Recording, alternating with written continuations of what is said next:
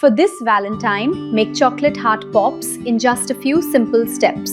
Ingredients required: fresh strawberries 120 grams, condensed milk 1 cup, almonds 2 tablespoons, cashew nuts 2 tablespoons, desiccated coconut 2 cups, dark chocolate 160 grams, and Fab Fresh Strawberry Flavour 1/4 teaspoon. In a pan, add chopped strawberries and condensed milk. Mix well on low flame. Add desiccated coconut, almonds and cashew nuts. Mix well until it comes together, then turn off the flame. Add 1/4 teaspoon of Fab Fresh Strawberry Flavour. It enhances the natural fruit taste. Press the mixture into heart-shaped molds. Freeze for 1 hour until firm. Dip the heart pops into melted dark chocolate for a smooth chocolate coating. And your chocolate pops are ready. Sweet shapes, rich flavors, made to be shared.